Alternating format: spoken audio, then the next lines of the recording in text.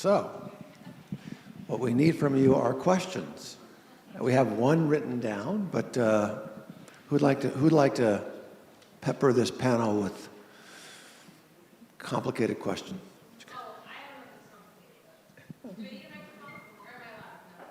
They're going to bring a microphone to anybody who raises their hand. So just give us 1 second.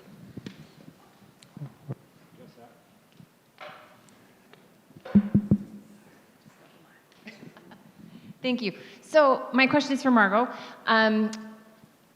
Our children that have already been given a diagnosis, would there be any reason to go back and have them, like you were talking about, where they go back and reanalyze? Is that even necessary if we already have a diagnosis? Oh, I turned it off. Great question.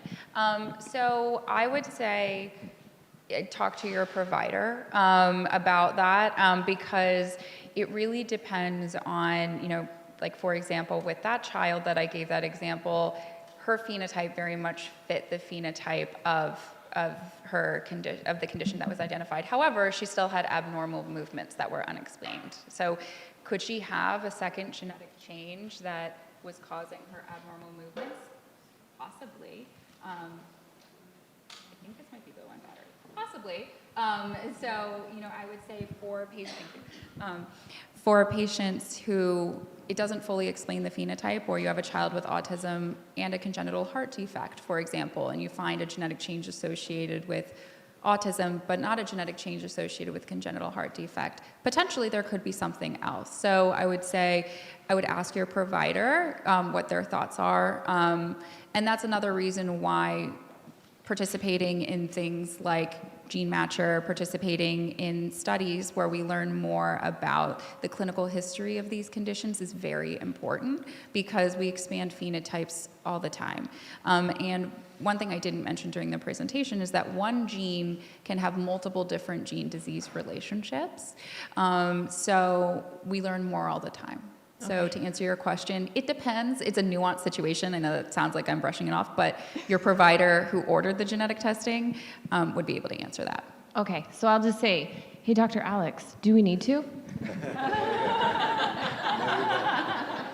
So that's a great question. I think, so there are cases where, you're missing the end of your 22nd chromosome, for example, and you know that the SHANK3 gene is gone, at least on one of the alleles. And then there's some sort of change in the phenotype, in the clinical presentation. And that might raise some concerns. Oh, maybe there's another genetic change that we need to discover, because older testing didn't look across the entire genome. It just sort of focused right on that 22nd chromosome. So in Ben's case, no, we're good. But I think in general, we do think a lot about second hits and doing things like whole exome sequencing if it hasn't previously been done. So raise your hand and we'll get you a microphone. I have a follow-up, and also for Dr. K, similar. Sorry. Joe's so happy he invited me. I didn't even present today. But, yeah. So, similar parent, and Dr. K has been, my son is 18, and I loved your presentation, Mary. And so I believe he had the whole exome. We were really early on with all of this. So when you say 2011, he was like 5 or 6, and we started it, and things didn't show up until he was 13. And it was a rare genetic, Hive P2 it's called, it's on chromosome 6. So that was about 5 years ago. So my question for both of you is and Dr. K, what you're saying, is it just sitting there waiting for me or somebody to say, oh, is there anything else? You know what I mean? It was do I make that happen? That all this it was a de novo mutation, obviously, so my question is next steps. That was 5 years ago. Have other things been discovered? Could he possibly have another one? Or that's what I'm wondering, where I should go with this. So let me give a dissenting opinion. Okay. Since we know a lot of the families here and the genetic changes in some of the families, most of what we're talking about, or you're asking about, are highly penetrant, and they account for almost certainly most of the phenotype, and the likelihood of there being another hit, well, we have a pretty good idea, and unless there's some really divergent finding clinically, and I'm not a clinician, so they'll beat me up later, but I know the statistics, and we also know individuals who have a second hit, and it's often pretty obvious because, unfortunately, two deleterious mutations in these highly penetrant genes, the level of functioning is strikingly lower than even those with a single mutation. So we may all disagree here, but I wouldn't go too much down the rabbit hole of genetic testing when there's already a diagnosis. As a non-clinician, non-specialist who doesn't know anything. I totally agree. I don't think we need to keep digging for things. And these things are so rare. Even one is very rare. To have two is even obviously rare. In fact, Joe, when the first time we set up a natural history study for Phelan-McDermott syndrome, one of the main aims was to look for second hits. And after about 20 or so people, we kind of abandoned it because we realized, wow, this is a very low yield endeavor. 20 or so tens of thousands of dollars. Tens of thousands of Joe's dollars. Okay, thank you. So I saw Jeannie had her hand up, but can we get a second microphone circulating so somebody can be on deck? I think it's with our extra panelist right now, so. The extra microphone is with our extra Oh, panelist. we can pass one around. All right, next question. Don't be shy. I know I asked Alex the other day, but I would still like to see, because maybe there can be some other differences in terms of opinions. I was wondering, do you think if there's any medication that women take during their pregnancy or before their pregnancy that can cause autism of their kids? Like cause instead of associated with, or you think that there is association only instead of a causal relationship? So this is Alex. She asked me this question last week, so she's interested in other people's response. I can answer it, but I think she knows my answer already. So it's a great question, and many people spend a lot of time trying to figure that out. And the answer is to date.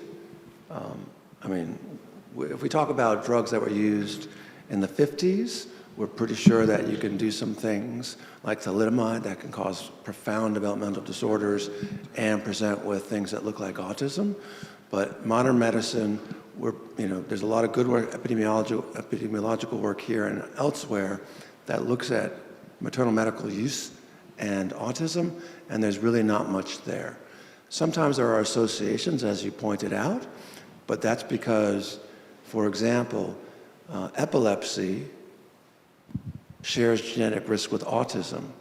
And so if mom has epilepsy and needs to treat that, it's not the epilepsy drug that increases risk for autism in a child. It is the fact that mom has epilepsy, right? So there's a confound. The drug is not the issue. It's the genetic risk for epilepsy is also a risk for autism in the child. Do you understand? So there'll be papers that say valproate, anti-epilepsy drugs are associated with autism, but some very good work at the Seaver Center, when they put in the information that there is epilepsy there, and we know that epilepsy shares genetic risk, the medical risk factor goes away. So it's something that everybody pays attention to. There's a lot of vigilance. As you know, OBGYNs are even tell moms to be super careful and get off what they can because we're never perfectly sure. But a lot of effort has gone to that question. And with modern drugs, we think we're okay.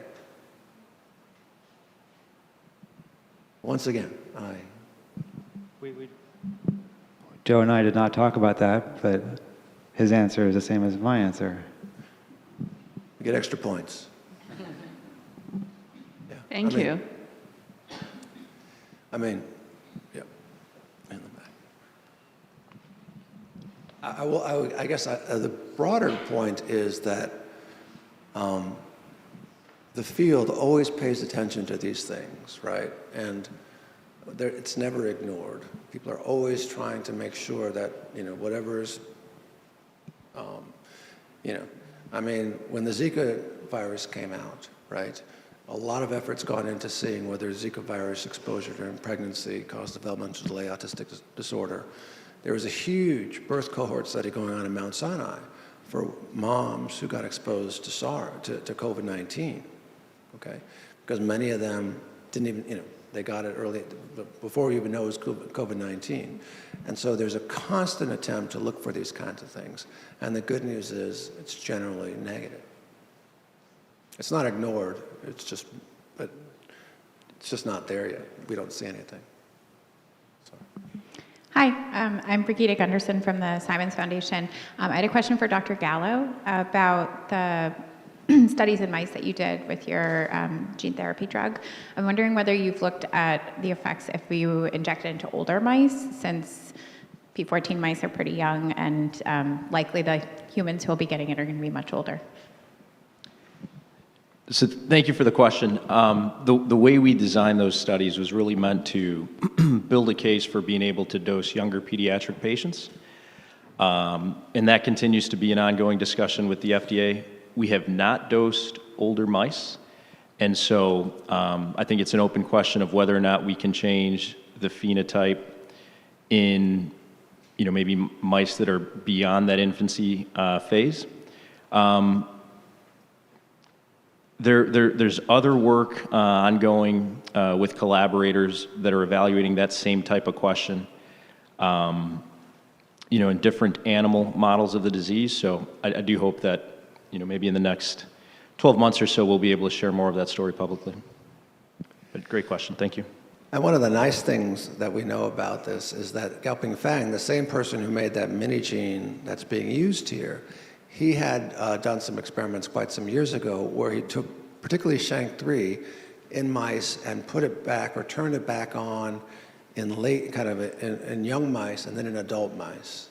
And he asked about recovery of behaviors. And it was really quite striking, and he's one of the few people who did it exhaustively and carefully. But he saw recovery even in the adult mice. He saw more recovery of typical behaviors in the younger mice, but there was actually a positive effect even in adult mice by turning SHANK3 back on after it was off. And that really is, you know, a profoundly important study, because people are always asking the implicit question, perhaps, which is, what is the critical time that you have to do these treatments for? You know, is it 3 years old, 13 years old, 23 years old, or 30 years old? And the truth is we don't know the answer, but for several of the genetic causes of autism, people have turned the gene back on in mice over time. As I said, Gaoping with SHANK3 did it compared young versus adult, and he saw positive effects in both. One of the things that people often point to is PKU. PKU is a disorder we really don't see anymore because there's universal genetic testing for it, but people obviously in their 60s and 70s have PKU, and if somebody is elderly with PKU and gets a diagnosis and then is put on the PKU diet, the self-injurious behavior, this really devastating self-harm, actually reduces. They don't go back to where they would have been had they not had PKU, but they still see positive changes in 60 and 70-year-olds by changing diets for people with undiagnosed PKU. So the brain is pretty plastic, right? But I'm sure that everybody will tell on the panel here will tell you just what Dan kind of implied, that we're sure that early as possible is ideal. Okay? But we think that later will also show benefit in hopefully many cases. Is that fair? Yeah, I mean, I agree, right? So our first proposed study is in adult patients. And, you know, I think the way I think about it is we know that these individuals have neurons. We know that those neurons have less than optimal levels of SHANK3. We're looking to deliver, you know, more SHANK3. And so the question is will that SHANK3 function, right? Will it carry out its role of anchoring proteins within the cell? It should. We've shown that it's functional. And then the next step is, does that translate into a benefit? Does that translate into increased neuron-to-neuron communication? Can that be foundational for learning? My guess is yes, right? That's why we're optimistic that we would see a benefit. Will that benefit be as robust as it could, as it may be in a younger pediatric patient that's still actively undergoing neurodevelopment? It may not be, but the SHANK3 should provide, should be able to carry out its function, and the hope is that there is some benefit there. Dan, if I may comment on that, I'm sure that you have a lot of discussions on this in your boardroom. What if you conduct this study in older patients and there's good safety and tolerability, but there is not that much of an improvement in behavioral endpoints? I would assume that you wouldn't stop dosing in younger patients, that you would actually proceed with the pediatric trial regardless. Am I correct? That's correct. And I think, again, it's not a question that's been definitively answered, right? How plastic might the brain of an adult affected individual be? We're hopeful that there's some potential there, but if we don't see a robust signal, I think that starts to answer that question. Assuming there's an appropriate safety and tolerability profile, you would sort of take all of the data together to make a case that the safety and tolerability looks appropriate. The preclinical data suggests that we would have a benefit or that we do have a benefit in younger animals, and so the most appropriate patient population may be a younger pediatric population. So that's the case we would make. But again, we're still hopeful that we would see some potential benefit in adult patients, which is why we're doing it. Thank you. I'm just going to add one thing from the parent perspective, which is to say that even very small benefits in adults our experience is quite profound, right? I think and I also want to encourage trainees and some of our people from Mount Sinai and elsewhere who are kind of learning, who are new to autism and maybe they're not family members. Don't be shy. Ask questions and we'll answer. It's pretty rare that you have a panel like this to ask questions.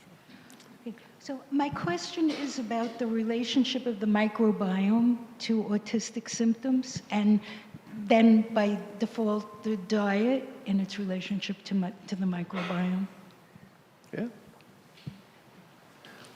So it's a great question.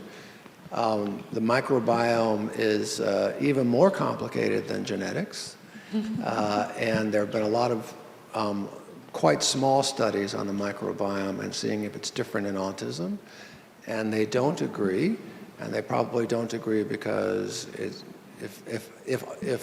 the causes of autism are complex and heterogeneous, and the way people with autism behave is complex, the microbiome is a product of both of those, so it's complex times complex, right? So a study in less than probably 10,000 people probably won't tell you much, to be quite honest. Every time you change your food intake, what you eat, what you don't eat, medicine, all that changes your microbiome. There is obviously a company that's looking into this, it's actually a company of excellent people. Unfortunately, there was a fairly significant problem with one of the landmark paper, and it was caught by the scientific community, and it's kind of, so there's a certain amount of concern about that. The only way to, in my opinion, you all agree, right? No. In my opinion, so because it's such a complex, because autism is so heterogeneous, right? Not only from the point of view of cause, but also from the point of view of behavior, the only way to really understand microbiome would be to look in highly selected subgroups, right? So for example, we have looked at the microbiome in Phelan-McDermott syndrome and in the SHANK3 mice, and that work has been published, and it shows there is a change in microbiome that actually implicates a certain microbiome product, and you can put that product back in the mice and they actually do a little bit better. So I think the microbiome, that could say that the microbiome may be changed, but it's probably not easy to look. If you took 100 people, maybe it's changed 100 different ways, and you have to do the same level of analysis that we have to do in genetics. Our most recent paper had 60,000 people, and the next one's going to have twice that, right? And that's kind of, unfortunately, the level you're going to need for microbiome to really kind of get to subtypes, unless you. What about just nutrition? Because nutrition. Very important, very important. Just important. Go ahead, sorry. Yeah, what's your experience with nutrition? I'm not in this area. Sorry? No, it's just that it's known that your microbiome reflects what you eat. Yeah? So, Yeah, and so from what I understand, a lot of autistic children have food preferences or food fixations, Exactly. so they may be restricting their input. Exactly, right. So that's the issue, that any study of the microbiome in autism is confounded by all these things. What medication, what kind of differences in what things they like to eat or don't like to eat. So you cannot figure out what caused what. And that's why sometimes going to an animal model is a little simpler, because you give them chow, or they all get the same food, they don't get to pick. Except like a high fiber diet probably, doesn't have to go through the FDA for approval. I'm not an expert on the FDA, but yeah. I think right behind you. Andrea. Yeah. Hi, I just had a question for Dr. Gallo. Back to the adult study with Phelan-McDermott syndrome. Do you think you'll be using, will it just be deletions, gene deletions, or will it be variants? Will it be like a sprinkling of? Yeah, that's a great question. And so, we've tried to be as thoughtful about this as possible, and I, alluded to it a little bit in the discussion. But so, even just thinking about deletions, there's a lot of different potential deletions, right? And we know from the natural history data that phenotypes, clinical outcomes differ, if we're looking at small deletions versus large. And we also know that there's, certain characteristic phenotypes or, events that can take place in individuals with specific variants. And so at least for this first study, and the first study will really be a small study. We'll test, a couple of doses in a few patients each, and the primary objective is to look at safety. But at least in the first study, we're going to be as limited as possible from a genetic perspective in those entry criteria to try to eliminate that as a variable. So just understanding that, each of these individuals is going to present differently, likely to have, different genetic backgrounds. We want to limit that variability by limiting the genetic backgrounds that would qualify for the study. The goal would be, once we demonstrate safety, potentially we demonstrate some evidence of benefit, then we would expand those criteria, right? Because what that would do is it would give us the opportunity to dose a larger patient population, and then really establish whether or not there's a benefit that would warrant an approval. And at that point, we would probably increase the genetic backgrounds that would be allowed to enter. And so, we're actively finalizing the protocol. So, at the time we announce an open IND, that basically means that we've come to an agreement with the FDA on what that protocol would look like. And now we're working with the sites to start to plan, well, how exactly does this study come together? What are the very specific steps?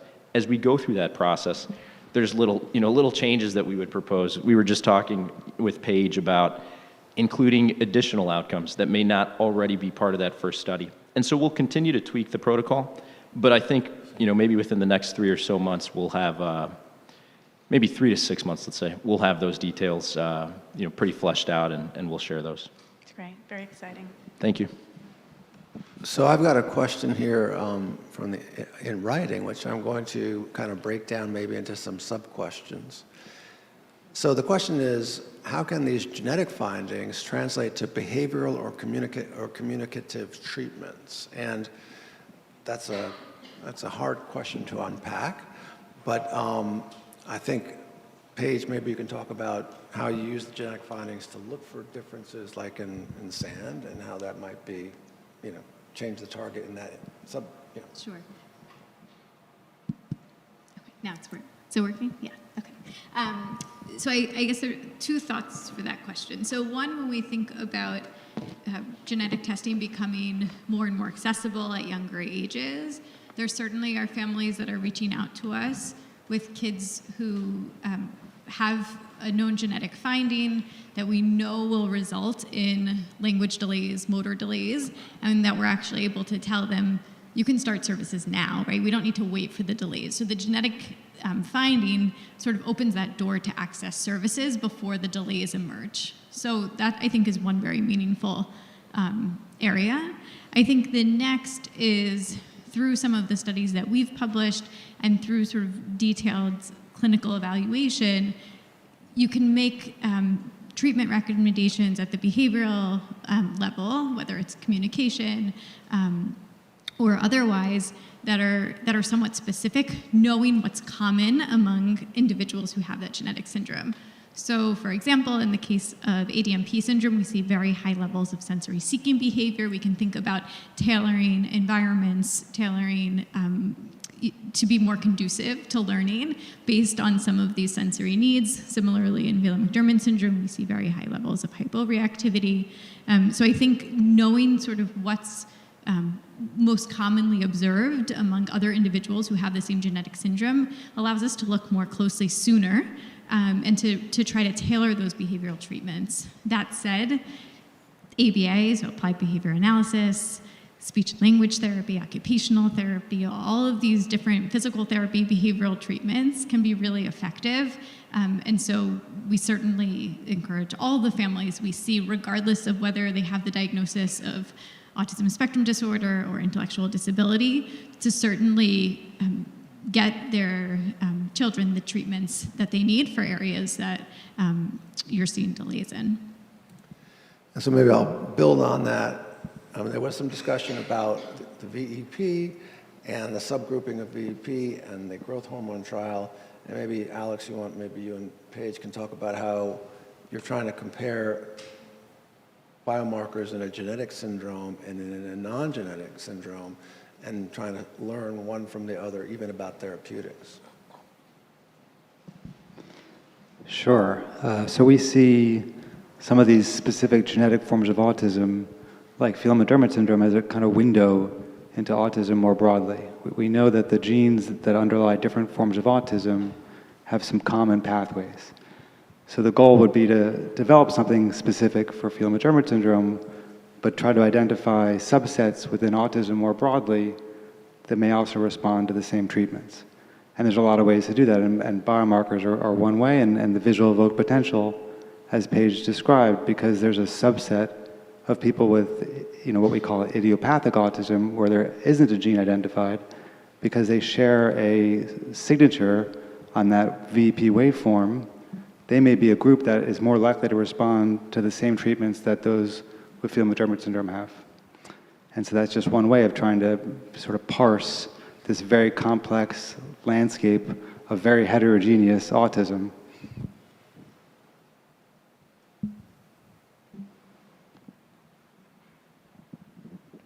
Hello.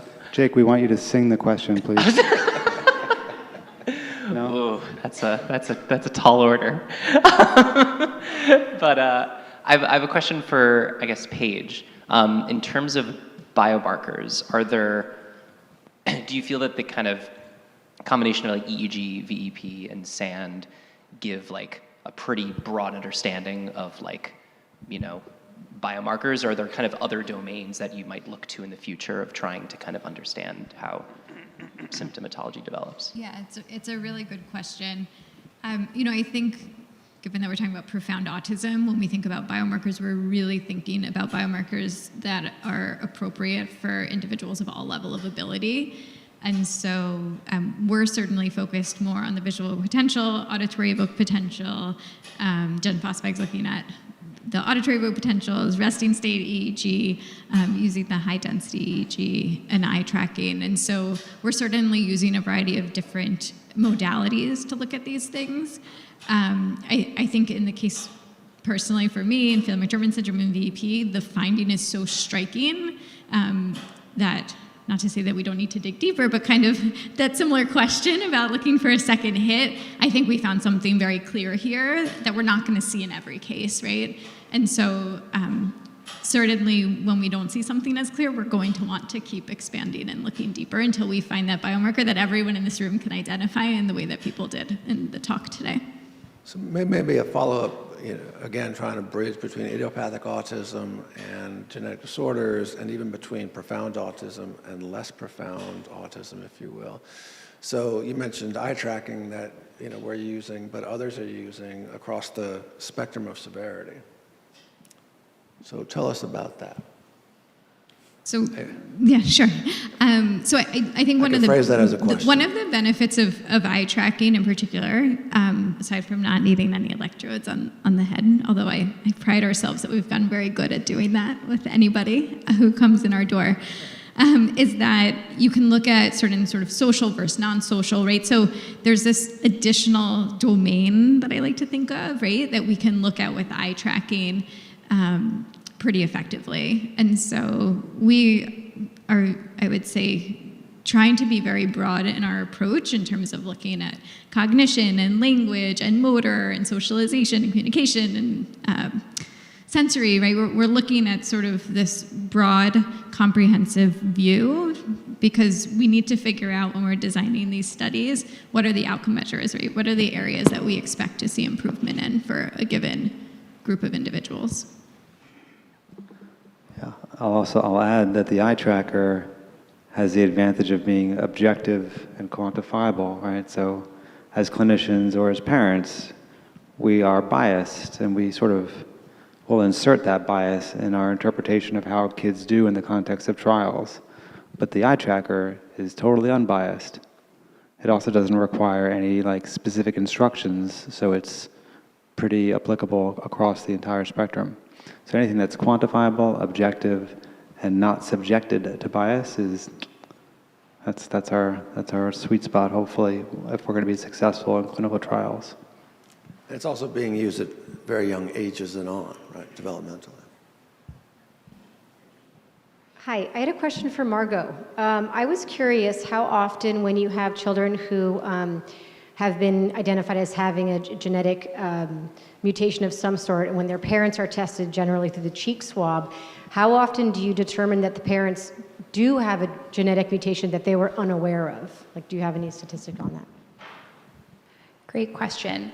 I don't have a number, but parents are used not just because most of the time, everybody has de novo mutations. There are random mutations that happen when the egg and the sperm come together all the time. Some of them are completely benign. And people can have benign genetic changes. On average, everybody's a carrier for 10 to 15 genetic conditions, right? And carrier meaning they could have one working copy and one non-working copy and be completely fine. We use the parent information to interpret those variants, meaning is the parent affected? Do they have mild symptoms similar to this child? Because if the parent has the same genetic change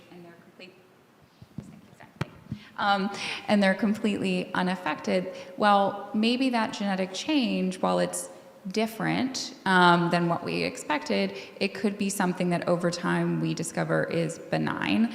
I basically refer to those as we're thinking of a metaphor. There are some genetic changes that are kind of like the word gray. You could spell it with an E or you could spell it with an A. It still means the same thing. You just changed a slight spelling, and there's lots of genetic changes like that, benign genetic changes, polymorphisms. But if you change the C in cat to a B, now that's completely changing the meaning of the word, right? From cat to bat. So a lot of, in genetics, what we're trying to do when we're doing genetic testing is trying to figure out the significance of that genetic change, and the parent information, knowing their symptoms, helps us interpret that genetic change. Because like I said, a lab has to be at least 90% sure based off of functional studies, things of that nature, clinical information, before they reclassify a genetic change to pathogenic or positive. So many of the time you can get a VUS, and it could take years for us to reclassify that without things like RNA studies or functional studies. Did that answer your question? Okay.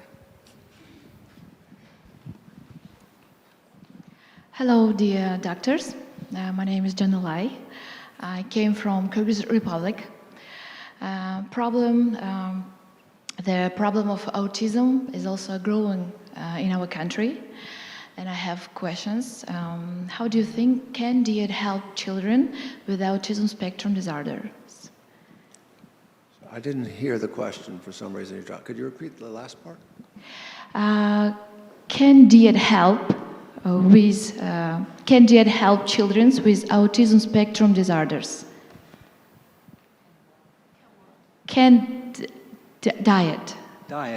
Sorry. Can diet? Go ahead. Yeah, so this is the second diet question. So we know very well that kids with autism are very picky in their diets. And so as a result, they can also be deficient in some ways. We also know that they have a lot of gastrointestinal symptoms, constipation and diarrhea, and obviously those kinds of symptoms, constipation in particular, can affect behavior. And this is, up to 70% of kids with autism will have some sort of gastrointestinal problems. So there is a place to alter the diet of a child with autism, either to replace deficiencies or to eliminate things that they're sensitive to, because it can affect their behavior, and it can improve behavior.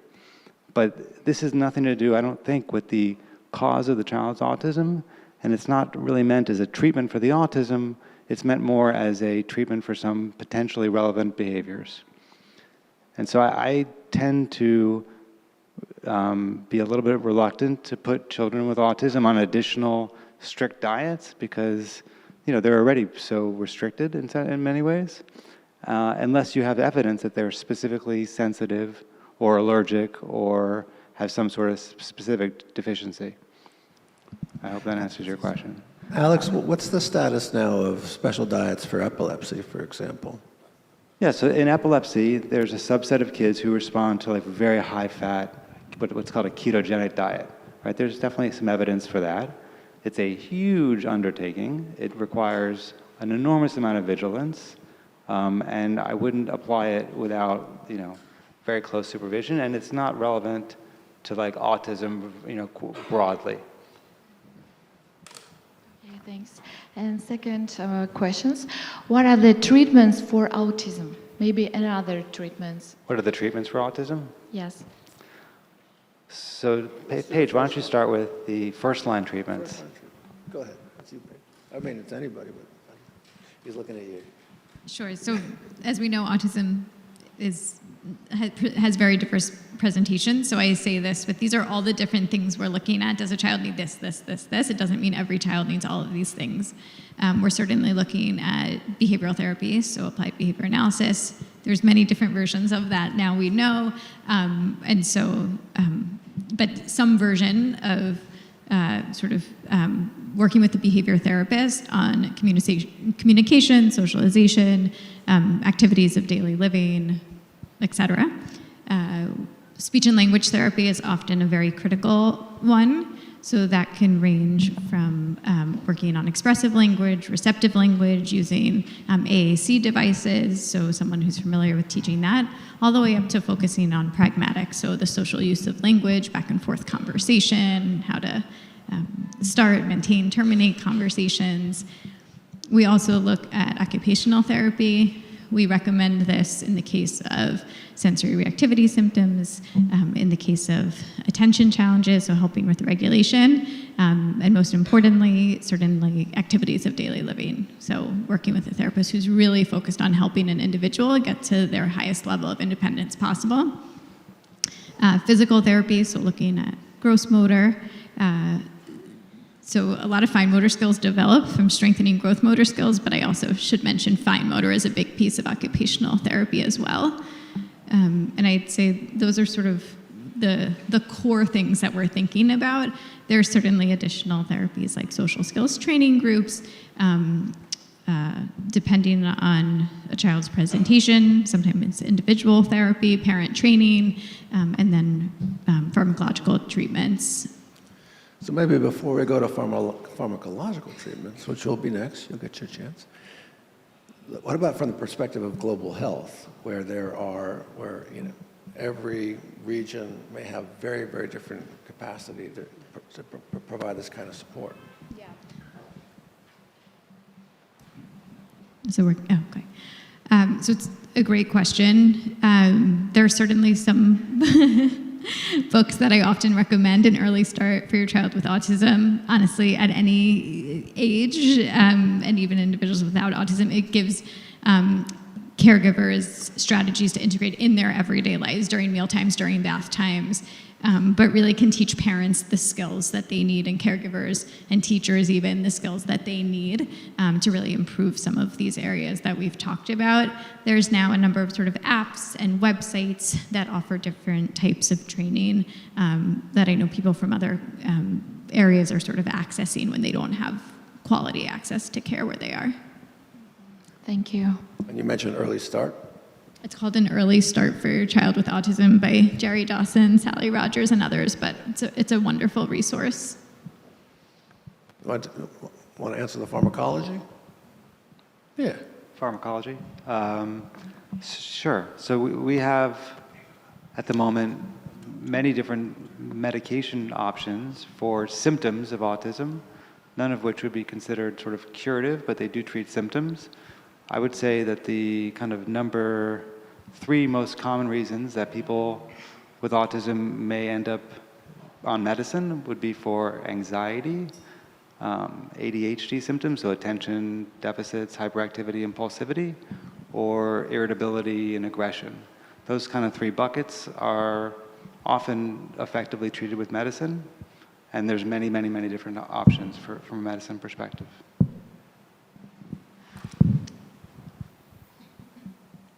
Kind of related to that, I've seen a lot of parents recently be interested in alternative medicine and alternative treatment options, and I know there's a lot of supplements and things out there that are specifically marketed for autism, and I was just wondering on what your all's thoughts are on that. That's a great question. I get asked that question a lot.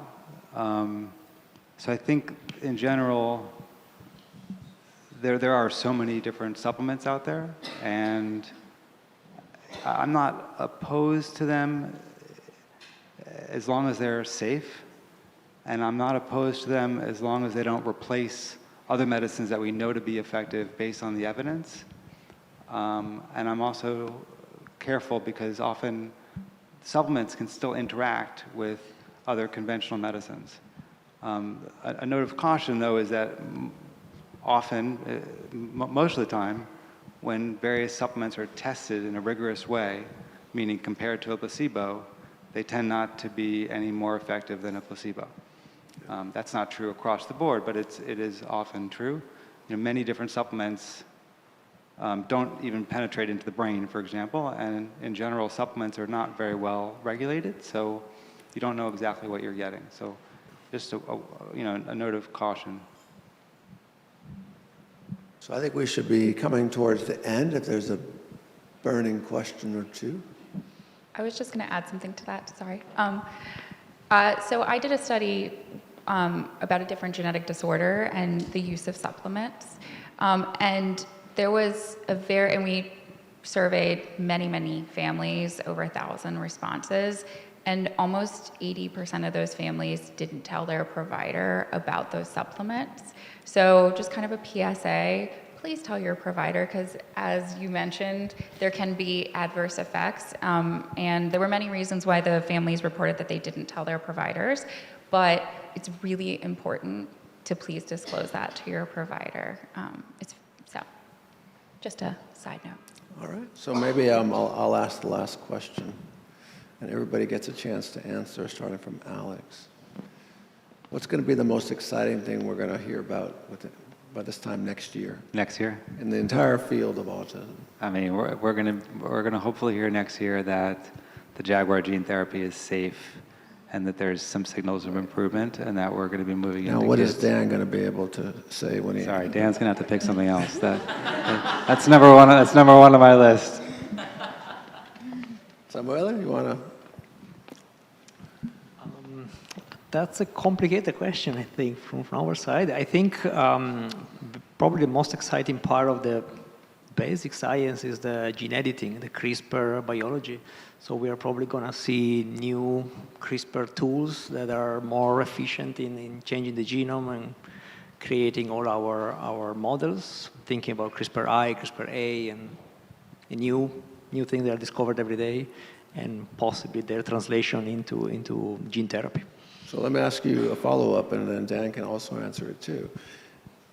As somebody who spends a lot of time in the genetics of autism, I am quite sure we're not going to have a diagnosis on everybody, right? It's going to be, if it's 50%, that'll be probably towards the max. So what about the other 50%? I'm asking Samuel because he was talking about CRISPR. Yeah, so you are basically asking the non-genetic part, how do we model that? Yeah. That is a great question, and I have to say that's a limitation for IPS, because we are essentially reprogramming back, and we only really keep the genetics. But I think whatever is non-genetic to me is epigenetic. So I think we have tools in our toolbox to preserve the epigenetics, and that comes with the directed programming. So that might be another way to preserve the epigenetic and maybe preserve everything we have been talking, diet and environment, and capture the epigenetic state in our dishes. We'll have to talk. I didn't realize we could preserve the epigenetics so well, but good to know. Dan, you can answer either question. So, I mean, we're so invested in this program. And I think, to agree with Alex, I think to be here 12 months from now, having dosed a patient, whether, an adult or maybe several adults, maybe having progressed into pediatrics, but, emerging with some data that demonstrates, appropriate safety and tolerability. And, I think in particular, being able to see some evidence of benefit, whether it is on, an early, potential marker of biological effects such as VEP or SAND, will be really interesting. One thing, we didn't talk about was, and it relates to the discussion, that we were just having around interventions and structured therapy and what's appropriate for different groups, is the gene therapy, our hope is that it changes the biology of the neuron, but that on its own doesn't translate into improved function or learned skills. And so, what I tell the folks at Jaguar, the worst outcome would be that, we deliver this gene therapy, it's safe, it's tolerable, but that individual, goes home and doesn't have an opportunity to leverage it, to learn new skills and leverage that improved biology. So we're really thinking about, these types of structured therapy, whether physical therapy, occupational, speech therapy, they really are essential. To give these individuals robust learning experience. So it might be a little bit further out, maybe that's something like, 18 months. But to show that, not only do we have evidence of biological change, but that translates into a functional benefit, improved ability to do certain things, new acquired skills, that would be incredibly meaningful to me and, certainly many others as well. Margot. I'm just going to tag on that. I'm sorry, because I want to finish this train of thought. I think Dan is wonderfully optimistic and enthusiastic, but I want to give credit to him and the team at Jaguar. I think what they have done in a relatively short period of time is absolutely amazing.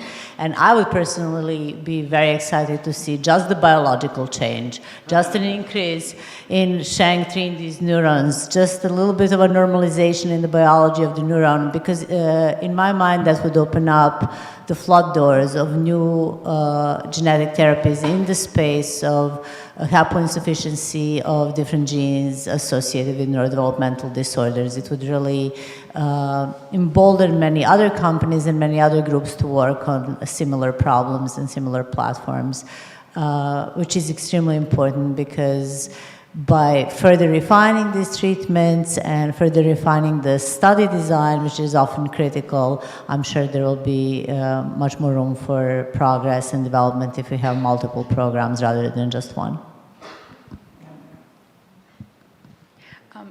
Mine is in a completely, go ahead, go now. Mine's in a completely different direction because obviously genetic testing. I think I'm most excited to continue to see insurance policies move towards coverage of genetic testing. And, you know, New York Medicaid would love for them to start covering whole exome sequencing because they currently don't. That would be really nice. And then also, I don't think this will happen in a year, but within the next 5 years, long-read whole genome sequencing being accessible because that is going to really be helpful in diagnosing a lot of patients that have genetic disorders that we just can't identify at this point. So maybe I can add to that about the floodgate concept. Anna's saying other companies need to be emboldened, right? What Jaguar is doing, other companies can certainly do, but there's a lot of hesitation. I've discovered, no offense, that biotech is incredibly risk averse, they're waiting for something to work for somebody, and then we'll see a huge entree into this field of trying to treat neurodevelopmental disorders, which we're not seeing quite yet. And I think it's also true for genetic testing. Once there is some targeted treatment that is tied to a genetic test, you can be sure that everybody's going to be getting genetic testing to see if they need to if they are appropriate for that test, for that treatment, right? So I think there's kind of a circular, one of the things we also hear is pharma doesn't want to get involved because there's no patient population, and we say, well, we know objectively that there's X thousands of people with this disorder, we just don't do genetic testing, so we don't have them. But their point is, if we don't have them, we can't do the trial, right? And so that too is a circular problem, right? Can I just add to that? And then I agree with everything you said. So, if I think back to 2.5 years ago when I joined Jaguar, we were looking at the published literature and, genome studies that have been done, sequencing studies that have been done in different patient populations, autism spectrum disorder. And when you look at the rates of, SHANK3 as the cause, right? The prevalence of SHANK3 as the cause of, that autism in that population, and you extrapolate out to the U.S. population, the implication is that there are tens of thousands of individuals out there that are affected by SHANK3 haploinsufficiency. And so as a company deciding whether or not to, pursue this, that understanding whether or not that population is there is important. And one of the questions that I would get frequently when I joined was, well, the studies suggest that there's tens of thousands of patients out there. But if we look at the, Phelan-McDermott Syndrome Foundation registry, for instance, there's less than 2,000 patients captured within that registry. And so, are the studies correct? Are they not? And as we started talking to, more and more clinicians and started doing research, we did some formal market research to understand this. What they expressed to us was what Joe just said, is that if there is a treatment, even if it's investigational, and even if it's just for 1% of that potential population, it's enough motivation for the clinician, it's enough motivation for the families to want to go down that route of seeking that diagnosis via genetic testing. And so I'm optimistic that as more treatments continue to advance, that we'll see an increase in genetic testing as well. Anna, do you want to add to the 1 year question? No, I just want to say that I'm very excited about this point that the field is as a whole. It very much reminds me of where immuno-oncology was 10 years ago. when Joe mentioned, I think that in one of the earlier presentations, that we no longer think of cancer as just cancer or cancer of a specific organ. We think of cancer, at least in the biomedical setting, as genetically defined disease, and that's how we group them, that's how we treat them. To Dan's point, the more patients we screen, the more sequencing results we get, the better we'll understand the landscape of the entire population and be able to intervene.